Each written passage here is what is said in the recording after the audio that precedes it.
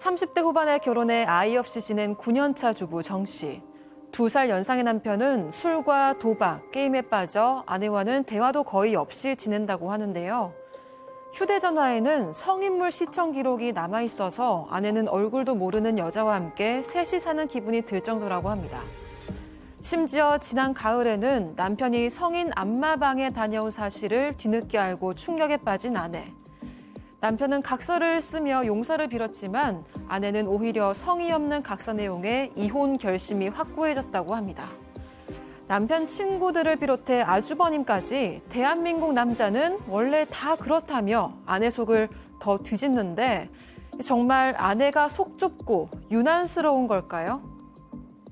자, 결혼 9년 차 사방 가족분께서 답답한 마음에 글을 올린다 하시면서 제보를 주셨어요. 제작진이 아유 얼마나 속상하셨어요. 이렇게 드린 문자를 보고 펑펑 우셨답니다. 남편 때문에 속이 많이 상하셨던 것 같은데 이 남편 만약 지금 이 방송 보시면은 어디 얘기할 데도 없어서 혼자 속 끓였던 이 아내분 마음을 좀 헤아리셨으면 좋겠다. 자, 그동안 어떤 일이 있었나요? 네, 주부 정 씨고요. 올해로 46살입니다. 결혼 9년 차입니다. 이 38이라는 나이에 이 2살 연상의 남편을 만나서 결혼을 했습니다. 이 남편의 직업은 페인트공이었는데요. 결혼 초반부터 이 술, 도박, 그리고 성인물 시청, 이것 때문에 정 씨의 속을 썩여왔다고 합니다. 이 남편이 워낙 말수가 적어서 그 일이 없는 비수기면 일주일이든 열흘이든 정 씨랑 단둘이만 계속 붙어 있곤 하는데 그때도 하는 말이라곤 뭐 밥 먹을래? 커피 마실래? 이 정도가 전부였다고 하고요. 하루 종일 게임하고 웹툰 보고 성인물 보고 뭐 바둑이나 낚시 관련 영상 보고 하면서 자기만의 세계에만 빠져 있었다고 합니다. 9년간 그걸 참고 사셨군요.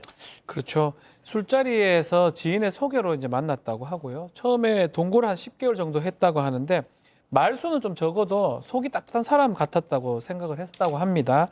근데 매일 또 술을 마셨다고 해요. 그러다 보니까 밥을 제대로 못 챙겨 먹고 해서 몇 번 가서 밥을 해주다가 좀 동거를 하게 됐고 그러다가 이제 이 10개월간 동거를 하게 됐는데 문제가 좀 있어요. 이 사람 이 친하게 지내는 무리가 있었는데 남편만 유부남이고 나머지는 그냥 와서 계속 술 먹습니다. 그래서 이 정씨 표현에 따르면 둘이 사는 게 아니고 합숙생활, 단체 생활하는 기분이었다라고 전하고 있습니다.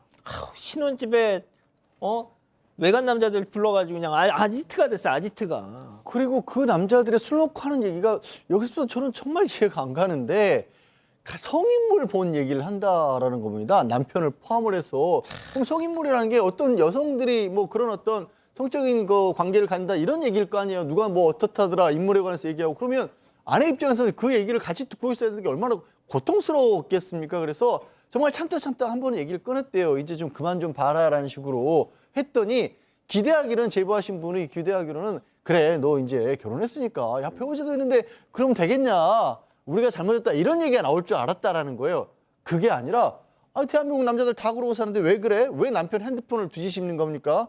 그 핸드폰 뒤지는 게 오히려 불법이에요. 뭐 긁어 부스럼 만드네 라면서 오히려 이불을 나무랐다는 거예요. 친구들이. 여기서부터 저는 내가 뭘 잘못 알고 있나 싶을 정도예요. 교수님 그때 손절을 했어야 된다고 저는 생각합니다. 네, 친구들이 정말 좀 나쁘네요. 근데 이제 친구들이 예를 들어서 뭐 이런 거 잔소리를 하냐 대한민국 남자 다 그렇지 막 이렇게 얘기해도 남편은 본인의 아내고 또 아내가 속상해하고 있고 본인이 잘한 거 하나도 없고 잘못했으니까 그런 얘기 하지 마 우리 아내 말이 맞지 그만둬 막 이렇게 좀 중간에서 딱 잘라야 되는데 그게 아니라 그냥 듣고 있다가 그냥 허허거리고 딴청 피우고 이렇게 마치 아내가 들으라는 듯이 이렇게 하는 거예요. 가만히 있고 두령 양 맞장구도 안 치고 뭐 이러고 있으니까 이제 정말 내가 잘못 생각하고 있는 건가? 내가 뭔가 잘못했나? 뭐 이런 굉장히 혼란스러운 상태라고 합니다. 자, 이것만도 정말 견디기 힘든데 1년 전 정말 충격적인 사실을 알게 되셨다는 거예요. 남편의 친형, 그러니까 제보자에겐 아주버님이라는 자가 지 친동생을 데리고 안마방에 갔다는 겁니다. 네, 이 아주버님도 남편이랑 같은 일을 하고 있는데 일손 부족하다면서 남편을 출장에 같이 데려갔던 적이 있었습니다.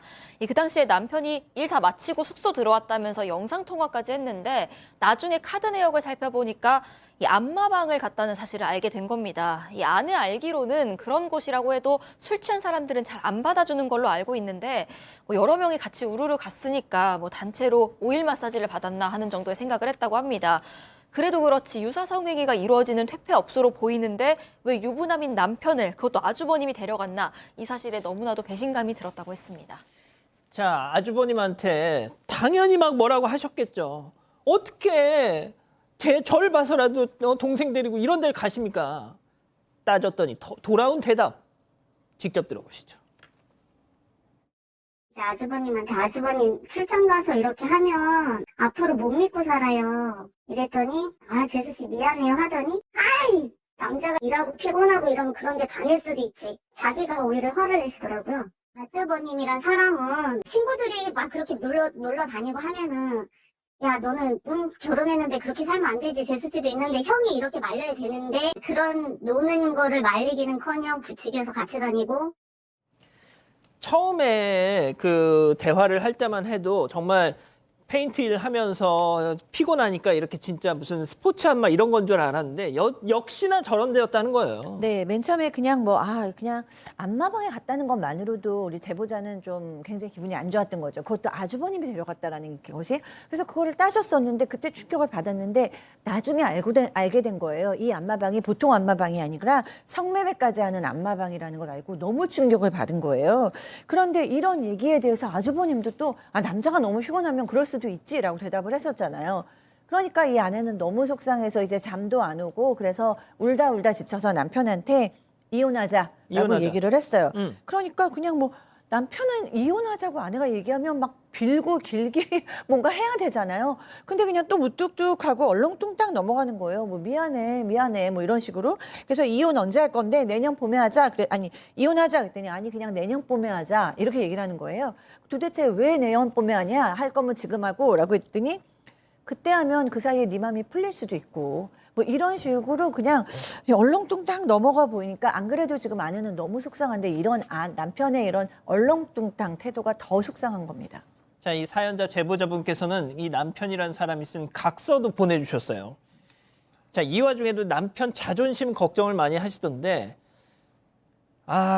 박지훈 변호사님이 좀 그 내용을 그 화면 좀 보여주시죠. 자, 각서를 좀 적었는데요. 그 각서 내용을 제가 내용을 좀 읽어드리면요. 중간에 이제 내용입니다. 마누라 말에 귀를 기울이면서 이거 찍찍 꺼요. 꺾고 좀 귀를 기울이겠습니다. 노름도 하지 않고 술도 적당히 마시고 바람은 절대로 피지 않겠습니다. 낚시도 가하지 않게 적당히만 다니겠고라고 이렇게 쓰고 이게 이제 각서의 주된 내용이긴 합니다. 자, 각서를 제가 많이 봤어요. 예. 제가 저는 쓰지는 않았습니다만은 많이 봤는데 왜냐하면 법적으로 의미가 있을 때가 있습니다. 특히 이혼 소송을 하거나 할 때 각서가 어떤 사실관계를 확인하는 어떤 그 서류를 쓸 수가 있거든요. 저렇게 무성의하게 쓴 각서는 잘 없습니다. 더군다나 적당히란 말들이 계속 들어가거든요. 진짜 술도 적당히 마시고 성의가 하나도 없다 그러시네 지금. 낚시를 과하지 않게 적당히 하고 이러면 아내가 원하는 거하고 좀 다르죠. 완전 다르게 지금 하는 이 부분 또 여기서라도 사실 각서 쓸 때는 당신 이렇게 막 존칭을 쓰거나 극존칭을 쓰는데 이거 마누라 이런 부분도 있고 그런 거 봤을 때는 반성의 각서라기보다는 그냥 쓰는 각서 즉즉 끊고 이런 느낌이 들어 보입니다. 이거는 제 개인적 주관이기도 한데요. 각서가 법적인 효과를 부여받을 수가 있어요. 특히 아내 같은 경우는 이런 각서 다음에 받으려면 육하 원칙에서 사실관계를 좀 적어놓는 게 좋고요. 필요하다면 뭔가 불이행의 효과 같은 것도 적어놓으면 좋을 것 같은데 그런 것들은 좀 없는 게 좀 아쉽습니다. 각서가 아니라 낙서다라고 하십니다. 자, 사반 가족과 패널 분들에게 직접 물어보고 싶으셨답니다. 오늘의 궁금증 제보자 목소리로 직접 들어보시죠. 저는 진짜 이거를 좀 이혼하고 안 하고를 떠나서 이게 정상인 남들도 다 이렇게 참고 살고 다른 유부남들도 다 이러는데 저만 유나 떠는 건지 저는 이게 진짜 궁금해서 제보를 했었던 거예요. 진짜 제가 상담하고 싶은 게 저만 대한민국 여자들 다 이렇게 참고 사는데 저만 이렇게 못된 년인가.